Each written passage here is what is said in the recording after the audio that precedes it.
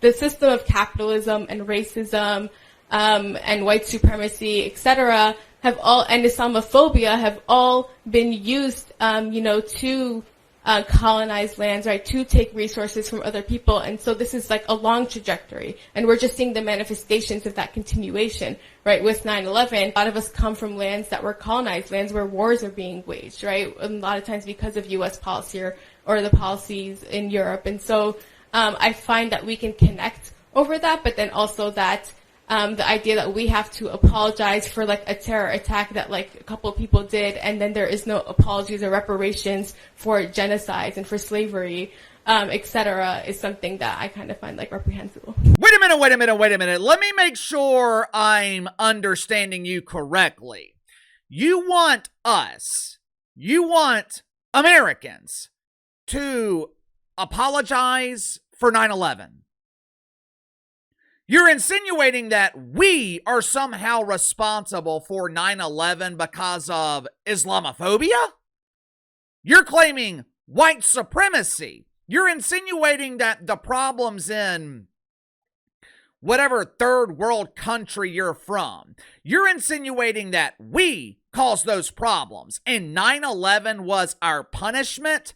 Am I understanding that correctly? Uncle KC was 16 years old on September 11th, 2001. In my first 16 years on this earth, you know how many times I heard about Islam? None. In the last 24 years, it seems like we can't get away from it. Allow me to introduce you to the unknown woman in that clip. Her name is Aber Kawas. Aber is a proud pro-Palestinian activist who received a master's degree from a university in South Africa in the profitable field of Islamic liberation theology. Of the 330, maybe 340 million people in America, only 4, maybe 5 million are Muslim. So how will Aber support herself? How will she support her family while holding a degree that pertains to less than 1% of the population?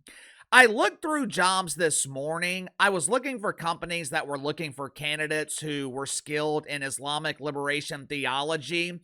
Imagine my surprise when I found 0 job postings, but that's okay.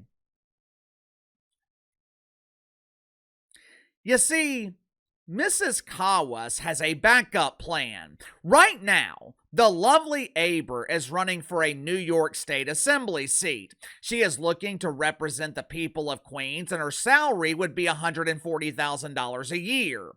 According to a report from May of 2020, Catholics represent the largest religious group in Queens with over 600,000 members. There are over 80,000 Orthodox Jews in Queens. Now you're probably thinking, there's no way she gets elected. There are also over 80,000 Muslims in Queens. And I imagine that number is significantly higher now with the recent influx of hundreds of thousands of migrants into New York City. Plus, Mrs. Kawas, she's got the support of the new face of New York City. 24 years after 9/11, not only did New York City elect an Islamic mayor, they also elected an Islamic mayor who endorsed Aber Kawas. Zohran Mamdani is pushing for Mrs. Kawas to win this election, which means Zohran Mamdani is asking New Yorkers to support a representative who blames them for 9/11.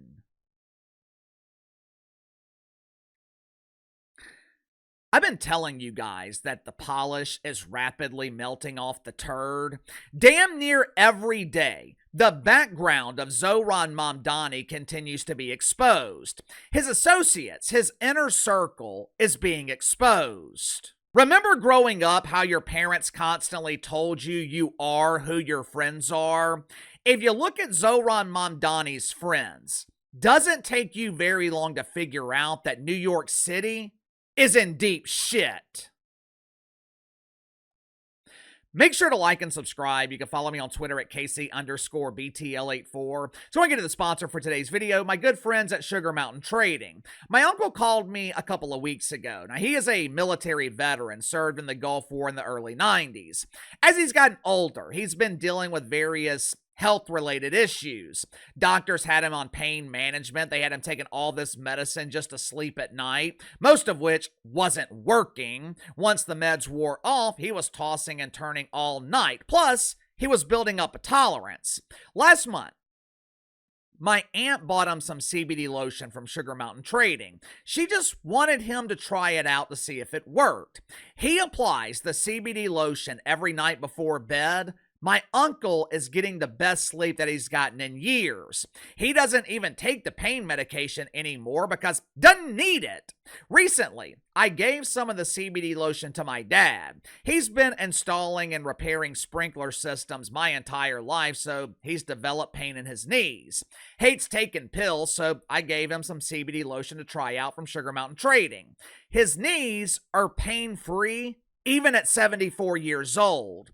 All CBD products offered at Sugar Mountain Trading, 100% natural, 100% free of THC. So click the link in the description below. They have upped their discount code for the holidays. Use promo code BTL35. Receive 35% off your first purchase with Sugar Mountain Trading. You know, politics has some similarities to relationships in your personal life. When someone is new, when someone is fresh, you're blinded by the early stages of puppy love. For example, young man meets a young woman on Bumble. Or if you're the honorary captain in the Pride Parade, young man meets another young man on Grindr. The first 2, maybe 3 months of the relationship, both the man and the woman are hiding their flaws. They're showcasing their best qualities. They're trying to win each other over. During this honeymoon phase, you're highly susceptible to ignoring the obvious warning signs. Perhaps you're at dinner one night and she accidentally admits that she is a daily viewer of the Yentas on The View. You spend an evening at her apartment, notice that she has a freshly purchased bottle of Poopery with the whoopee cushion's face staring right at you. If these warning signs were revealed on the first date, your ass would have been out of there. There wouldn't have been a second date. But once you're blinded by puppy love, it's easy to ignore the warnings. It's easy to overlook the obvious signs that this relationship is headed for failure. The thing about the honeymoon phase of any relationship, it always comes to an end. It doesn't last. Unfortunately for Zohran Mamdani, the honeymoon phase is rapidly ending. Headline at Fox News: Anti-Semitic, anti-Israel post from Mamdani aide sparks GOP outrage. Apparently, one of Zohran Mamdani's aides was using racial slurs on social media. He was also praising former Iranian President Mahmoud Ahmadinejad, who was notorious for his severe hatred of America. But KC, these social media posts were from 10 years ago. I'm sure this member of Zorro's team has been enlightened and wants the Jewish and Islamic communities to coexist in a peaceful, utopian harmony. Yeah. But, that's fair. These social media posts were from 10 years ago. But have you ever heard that old saying, where there's smoke, there's fire? With Zohran Mamdani, the smoke always consists of the same sentiment. He's endorsing a candidate who basically blames America for 9/11. He has people on his team accused of being anti-Semitic. Zohran Mamdani himself has refused to condemn the phrase globalize the Intifada. Nearly 20 years ago, We had similar warning signs with another charismatic politician who was previously unknown. Footage was released of the pastor of his church pushing anti-American garbage. There were questions about his associates. There were signs that he was closely associated with communist radicals. Just like we did with Zohran Mamdani, America ignored the obvious warning signs that were abundantly clear with Barry Obama. We were mesmerized by hope and change. Yes, we can turn a woman into a man.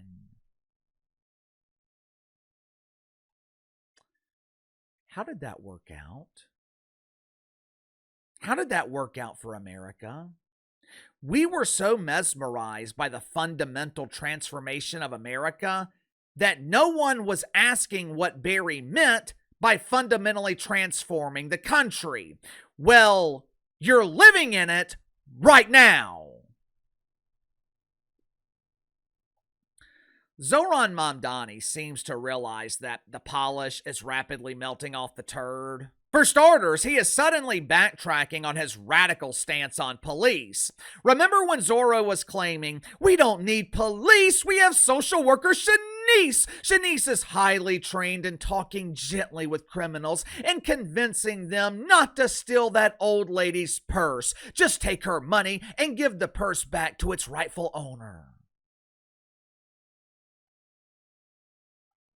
Now, Zorro is basically admitting that he was wrong. Yesterday, he claimed that police were actually needed on domestic violence calls, not social workers. Remember free buses, free health care? Remember tax the rich? Remember how Zorro promised to give New Yorkers everything for free? Well, what he really meant was he was willing to give you free stuff as long as you were willing to pay for it. Watch for yourself. A lot of these things are new, but one of them is pretty old: fundraising. But why are we fundraising? Well, we have less than 50 days until we take office, and we have a lot to do. Transitions do not get public matching funds from the city, so that 8-to-1 match, gone. It's up to us to raise the money. Usually campaigns take that as an opportunity to rely on wealthy donors, but that's not us.